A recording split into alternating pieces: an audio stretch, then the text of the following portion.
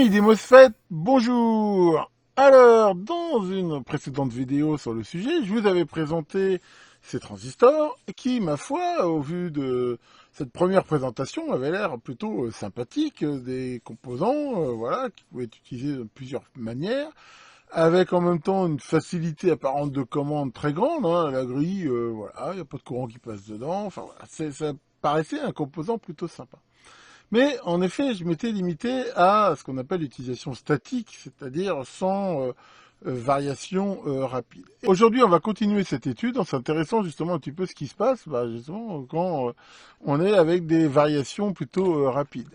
Hein, je rappelle que les MOSFET peuvent être utilisés soit en mode linéaire, hein, c'est ce qu'on va les retrouver quand on les utilise en amplificateur, en interrupteur analogique, des choses comme ça, ou en commutation tout ou rien, un petit peu comme des relais si on veut, hein, ou des transistors en saturation, où on va s'en servir pour commander différentes charges, des relais, des LED, des convertisseurs, des AIM et des coupages, ce qu'on veut.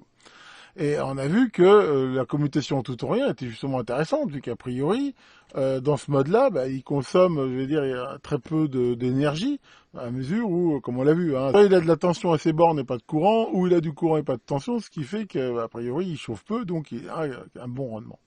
Maintenant, dans ces deux modes d'utilisation, et selon les fréquences qui vont être utilisées, on va s'apercevoir qu'il y a certains effets parasites des MOSFET qui vont se manifester et brider un petit peu les performances et obliger, pour justement compenser ces effets, des circuits qui peuvent pour le coup là devenir un petit peu plus complexes. Aujourd'hui, pour pas trop compliquer, on va se limiter à l'utilisation en commutation en tout ou rien.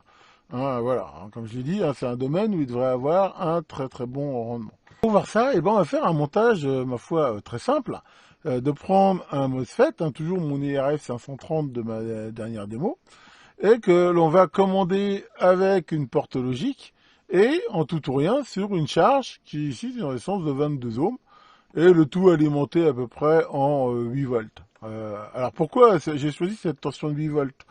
C'est simple. Comme je voulais terminer mon générateur sur 50 volts et qui peut pas, on va dire, dépasser 5 volts déchargé en 50 ohms, voilà, il fallait quand même que je sois au-dessus du seuil de commutation. Si j'alimentais en 10 volts, ça n'aurait pas vraiment fonctionné. Enfin bon, de toute façon, c'est pas tellement important. L'idée ici, c'est d'avoir une tension suffisante pour que le bignou soit vraiment bien commuté, ce qui est le cas ici. Donc mon générateur d'impulsion va arriver ici, hein, donc donner là une tension de 0 à 5 volts, qui va permettre à ces ports de logique ici, qui sont des portes trigger, de commuter. Et j'ai pris deux portes en parallèle là, une qui sera directement branchée sur la voie 1 de l'oscilloscope, la voie jaune, et une autre qui va être la même, mais connectée sur la grille. Et pourquoi j'ai fait ça? Parce que justement, on va regarder s'il y a des différences, c'est-à-dire est-ce que le fait d'avoir branché la porte sur le MOSFET, qui pourtant, normalement, on l'a vu, la grille, en théorie, elle est en l'air, donc on devrait avoir les deux signaux à peu près, et de regarder si c'est vraiment le cas. Et pour finir, on regardera le signal réellement commuté, qui bien sûr va être inversé par rapport à celui-ci, hein, dans la mesure où quand la grille est à 0, là, le fait est bloqué, donc en gros, je devrais avoir 8 volts ici, et quand il est commuté complètement, c'est-à-dire que la grille là va être à 8 volts à peu près, le fait sera commuté et il sera, voilà, il n'y aura plus que RDS on entre drain et source, donc là on va avoir quelque chose relativement proche de la masse. Alors regardons un petit peu ce que donne ce montage. Alors j'ai fait le montage en question, et alors qu'est-ce qu'on peut voir? Là on voit bien, on va dire, la sortie de la porte du, je veux dire, qui me sert de synchro. Là, on voit la sortie qui est reliée à la grille, et là, donc, on va dire le drain du transistor. Donc, on voit bien que le signal est inversé, hein. Quand la grille est positive, le transistor conduit. Alors, là, on voit que tout se passe bien, hein. Pour info, je suis à une fréquence de 10 kHz, et a priori, comme ça, tout a l'air de bien se passer. Alors, ce qu'il faut comprendre maintenant, c'est regardons un petit peu plus, justement, ce qu'on appelle les fronts montants et descendants. Voilà, hein, c'est ça qui est important de voir. Et qu'est-ce qu'on peut voir? On peut déjà voir que entre la sortie témoin qui est chargée que par la sonde d'oscilloscope où on a un front de montée très raide, là, on voit que ça varie. et on voit que ça varie en même temps de façon pas linéaire. Et pourquoi ça varie comme ça? Parce qu'on va le voir que voilà, au début il y a la capacité de la grille, après il y a l'effet Miller ici qui joue, et on peut voir que la commutation au niveau du fait, eh ben, elle n'est pas franche du tout. Autant on voit sur notre signal témoin là que c'est très franc, là on voit d'abord il y a un retard, d'accord, il y a un petit peu au retard de la porte, mais en même temps on voit ici que ça met du temps à monter. Et ça, pourquoi c'est pas très bon? C'est pas très bon parce que entre le moment où ici, je veux dire, il est en saturation, si on veut, l'interrupteur est fermé, hein, donc il n'y a que RDS on ici qui joue, et le moment où il est bloqué, il va passer dans cette zone, dire linéaire. Et rappelez-vous ce que je vous ai dit dans l'épisode 1, il va, quand il est au milieu, ici, il passe sur la fameuse partie E2 sur 4R, où déjà il commence à dissiper plus de puissance. Donc il y a le côté qui va chauffer un petit peu, ici, et le côté, voilà, il y a du temps de commutation. Alors, il y a des tas de cas où c'est pas gênant, ça. Dire, imaginez que là, on commute quelque chose, cette vitesse-là, mais ça arrive très peu souvent. On peut voir que le temps où il est comme ça, en mode linéaire, où il va chauffer, par rapport au temps où il est dans un mode ici saturé, où il chauffe très peu, et bloqué, où il chauffe pas du tout, c'est peanuts. Je veux dire, c'est quelques 0,0 quelques pourcents. Donc, c'est pas vraiment gênant, et en même temps, si on n'a pas des contraintes de commutation fortes, on s'en fout. Typiquement, un MOSFET qui serait commandé, comme ça, par une porte logique, qui commande un relais, une LED, un truc pas très rapide, et on s'en fout un petit peu. Mais alors maintenant, on va augmenter un peu la fréquence, et on va regarder que là, ça va commencer à devenir une autre histoire.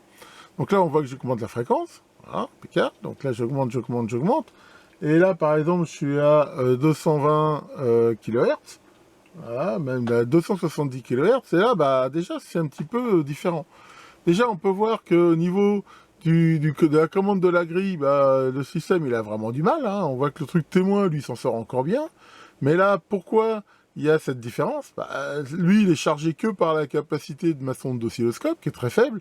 Lui, il est chargé par la capacité de la grille, hein, et qui, encore une fois, on voit, on va l'expliquer tout à l'heure, il y a plusieurs niveaux à ce niveau-là, mais voilà, qui déforment vraiment le signal.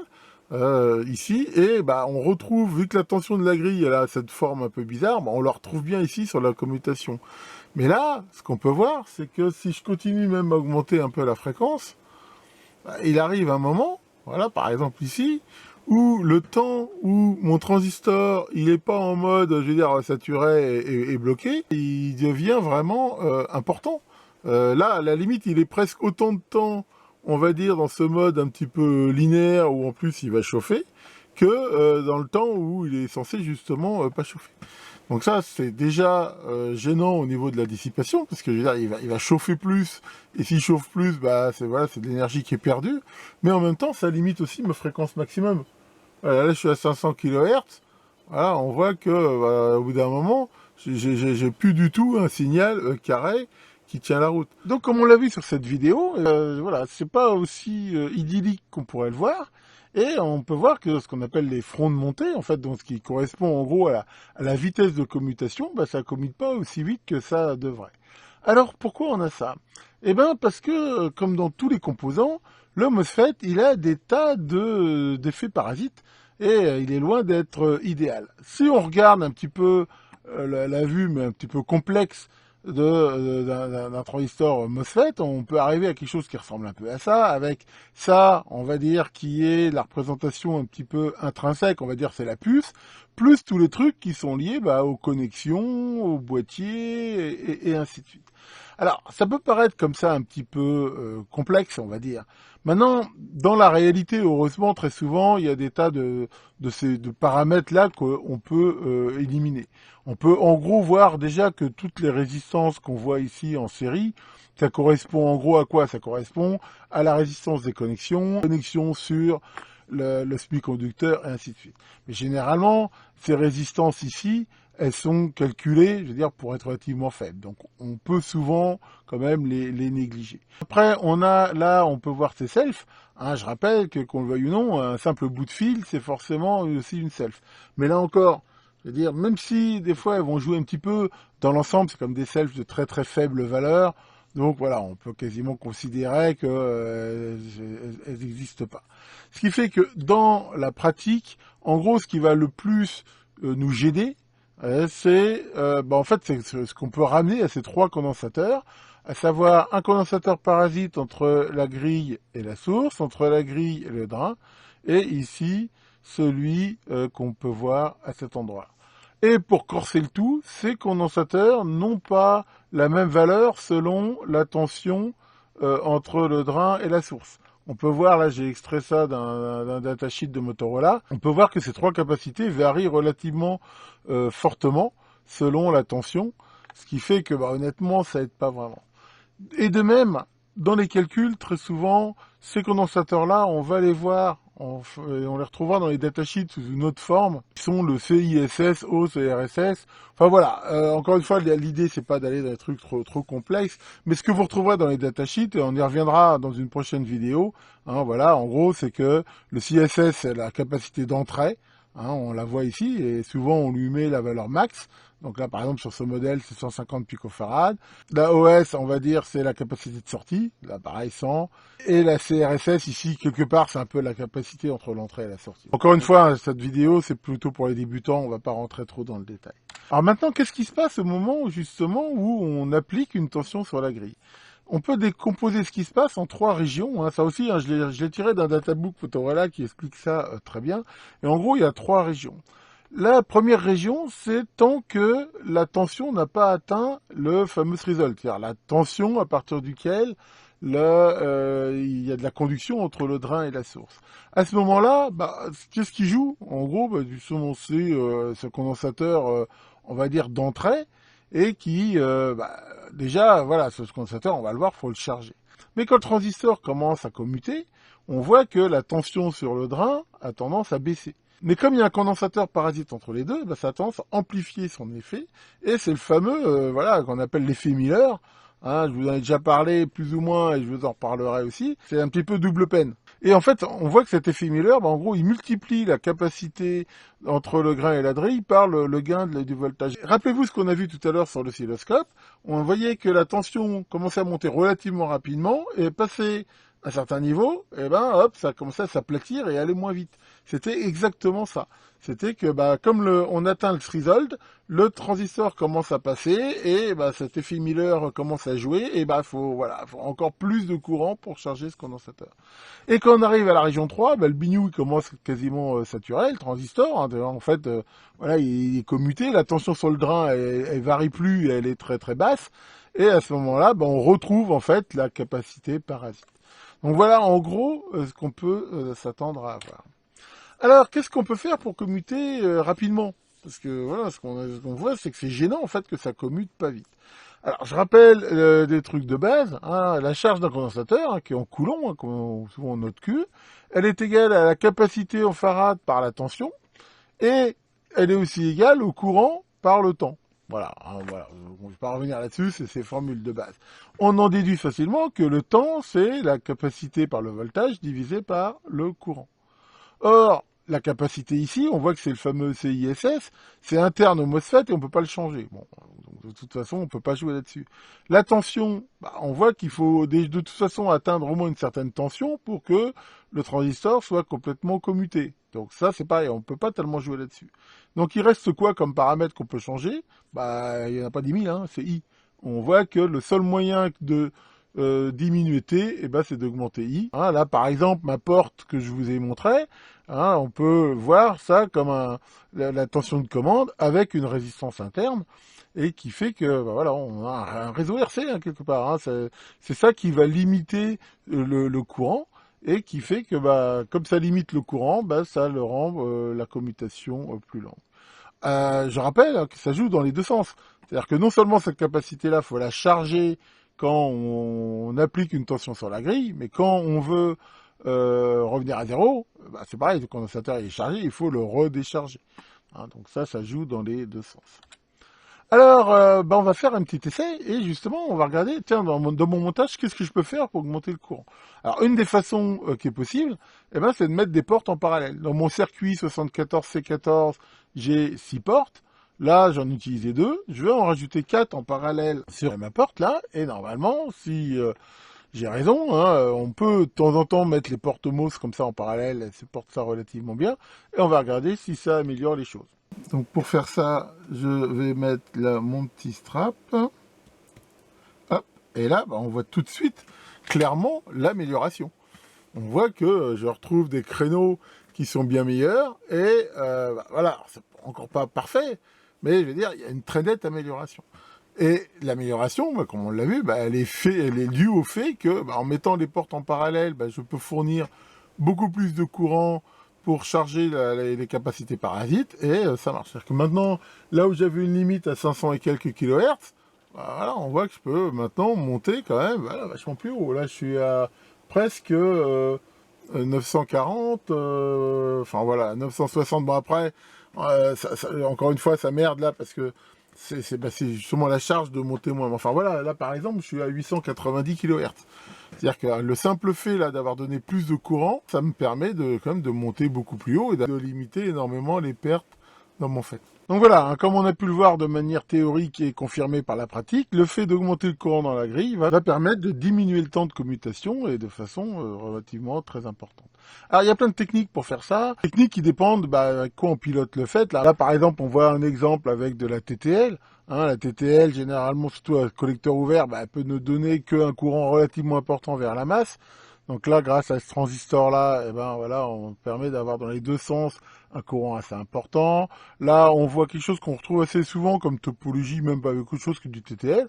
Ah, voilà, c'est cet étage push-pull à transistor là, qui donnera de bonnes solutions. Là, c'est vrai qu'un simple pull-up, c'est déjà un peu moins performant. Mais de plus en plus, on a des circuits intégrés spécialisés. Comme on peut voir là, il y en a plein, je vous en montrerai peut-être plus tard au fur et à mesure, mais voilà, qui sont vraiment des circuits intégrés qui ont été conçus pour piloter les MOSFET de manière efficace. De même, certains circuits d'alimentation à découpage, c'est pareil, ils ont été conçus aussi pour ça. On en a même là des trucs un peu plus même sophistiqués, comme on peut voir celui-ci là, qui en même temps, voilà, c'est un autocoupleur, donc il assure une isolation galvanique et un pilotage. Enfin, voilà, il y a pléthore de circuits. Alors pourtant, des fois, on peut voir qu'on met une résistance en série avec la grille. Et on pourrait se dire, c'est pas une très très bonne idée, je veux dire, on fait tout pour augmenter le courant alors que la résistance le diminue. Alors on peut quand même voir ça, et généralement pour 3 raisons principales. La première, c'est que des fois, au contraire, on veut l'augmenter le temps de commutation. Alors, on pourrait se dire, c'est bien, mais il y a des cas où c'est assez intéressant. Prenons un cas justement d'une chose où j'ai pas besoin de commuter vite, même je commute pas souvent. Je rappelle que plus une commutation est rapide, plus le front, on a vu de l'impulsion bouge vite, plus ça fait de la haute fréquence, ça fait des parasites. À la limite, si je suis pas très pressé, c'est pas forcément une très bonne idée de vouloir commuter très vite. En commutant un peu plus lentement, voilà, je vais avoir quelque chose en douceur, j'aurai moins de parasites. Alors c'est vrai que le fait, il va chauffer un petit peu, mais enfin bon, si c'est quelques millisecondes, on va pas en mourir. Donc ça peut être une raison pour laquelle on va mettre cette résistance, et on peut même le faire de manière symétrique. Là, on voit que si on met une simple résistance, ça va freiner aussi bien la charge que la décharge. Mais si je veux, par exemple, le faire que d'un côté, voilà, en court-circuitant la résistance par une diode, je peux choisir d'avoir, voilà, un front ou l'autre, c'est-à-dire une commutation, on va dire décommutation, une ouverture plus lente. Ensuite, il y a une autre raison pour laquelle on peut mettre la résistance, c'est au contraire de protéger le driver. Pourquoi? Parce qu'on peut voir que le condensateur parasite de la grille, il a des valeurs qui sont relativement élevées. Si ici, j'ai une sortie de microcontrôleur, par exemple, qui va piloter ce condensateur-là, comme il va le piloter vite, ça va faire un appel de courant qui, éventuellement, peut être très important, et dans les deux sens, aussi bien en charge qu'en décharge. Et ça peut être gênant parce que voilà, les microcontrôleurs, il y en a certains, ils peuvent pas fournir beaucoup de courant. Et à la limite, on peut avoir un pic de courant qui peut les endommager. Donc, une des solutions ici, c'est aussi de mettre une résistance, une résistance qui n'est pas forcément très élevée, mais on va dire entre que centaines d'ohms, ça va dépendre des tensions et quelques cas. Et là, ça va bien sûr protéger le buffer. Mais attention, en faisant ça, ce qu'on gagne d'un côté, on le perd de l'autre. Hein. On baisse le courant, on augmente le temps de commutation. Donc si, encore une fois, on commute un truc, une LED, un machin, on s'en fout, il n'y a aucun problème de faire ça. Si par contre, on veut quand même continuer à aller vite, là, au contraire, pour protéger la sortie, il faut mettre un buffer entre les deux, justement, qui fera cette amplification. Et la dernière raison principale, en fait, ça peut limiter des oscillations parasites. Alors c'est pareil, je vais pas trop m'étendre là-dessus, mais on a vu que il n'y avait pas qu'un décondensateur parasite. Hein. Il y a aussi des selfs, il y a aussi des choses comme ça. Et alors je mettrai en lien là un document qui est très intéressant, qui justement montre ça. Mais on voit ici, par exemple, une copie d'oscillogramme où on peut voir que 100 mètres de résistance, on a ici cette oscillation parasite qui, dans certains cas, peut être gênante. En mettant une résistance relativement faible, hein, on voit ici 7 ohms, elle disparaît complètement. Donc ça, c'est une façon de faire. Des fois, on retrouve aussi, vous avez peut-être des fois vu ça, on peut mettre des perles de ferrite sur les connexions. À la limite, c'est même mieux que mettre une résistance quelque part, même si ça coûte un petit peu plus cher. Donc voilà, alors qu'est-ce qu'on peut dire en conclusion de tout ce qu'on a vu aujourd'hui? C'est que le temps de commutation, ça impacte la consommation et la fréquence maximum. Hein, on voit que plus on va monter en fréquence et plus les temps de commutation sont lents, plus le fait passe de temps dans cette zone linéaire où il dissipe plus de puissance, hein, et donc ça va jouer sur le rendement, par exemple, d'une alimentation. Hein, tout ce qui perd en chaleur, c'est perdu. Et en même temps, comme on l'a vu, ça limite la fréquence maximum. Et si j'ai besoin d'aller vite, voilà, le temps, c'est pas terrible. Si le nombre de commutations qu'on fait comparé à la durée des états stables, c'est très faible, hein, voilà, typiquement on commande un relais, on commande une LED, on commande un truc comme ça, hein, comme on l'a vu, ça veut dire que le temps de commutation par rapport aux états stables, il est très très faible. Honnêtement, généralement, voilà, on s'en fout un petit peu. En gros, on commute comme on peut. La seule chose qu'il faut éventuellement faire gaffe, comme on l'a vu, c'est limiter le courant, parce que là, ça peut éventuellement tirer trop fort. Mais voilà, généralement, ça va quand même pas mettre des secondes à se faire. Sinon, on a tout intérêt à limiter le temps au maximum. Et pour le faire, il faut utiliser les bons drivers, hein, comme on l'a vu. Et plus le courant de commande sera important, plus on commutera vite. Il faut regarder bien sûr les datasheets aussi, hein, pour choisir les bons modèles qui, au niveau de rapidité, hein, tous les modèles se valent pas en vitesse de commutation. Donc, en fonction de l'usage qu'on va en avoir, faut aussi choisir le bon fait. Et encore une fois, hein, cette vitesse de commutation, c'est un des éléments les plus importants, avec une faute d'orthographe. Pourtant, j'avais allé, enfin, bon, c'est pas grave, du rendement des convertisseurs d'énergie. Hein, encore une fois, de toute façon, on le voit au niveau déjà de la température. Un convertisseur d'énergie qui est très efficace, il chauffe pas. Généralement, s'il y a des pertes, elles seront en chaleur. Donc, plus un convertisseur d'énergie chauffe, moins il est bon. Hein. Moi, quand je vois un convertisseur avec des gros radiateurs, je me dis, ouais, il est pas super top. Et même si c'est pas que les pertes là-dedans, généralement, hein, d'avoir des commutations rapides, comme on l'a vu, c'est un gage de bon rendement. Dans la prochaine vidéo, on regardera un petit peu en détail le datasheet des MOSFET, hein, de regarder quels sont les éléments importants, hein, les informations qu'on peut en avoir, et aussi quelle est la stratégie justement en fonction des applications qu'on veut faire pour choisir le meilleur transistor. Voilà pour ce nouvel épisode sur les transistors MOSFET, j'espère que ça vous aura intéressé. Et... Ah tiens Maurice, ça tombe bien, j'ai une question pour toi. Est-ce que tu connais la puissance d'un coton-tige? Non? 2 watts. Bah oui, je te la refourgue parce que même Carambar aussi, celle-là, ils n'ont pas voulu. Sur ce, que le grand buffer vous fasse de belles commutations et à très bientôt pour de nouvelles vidéos.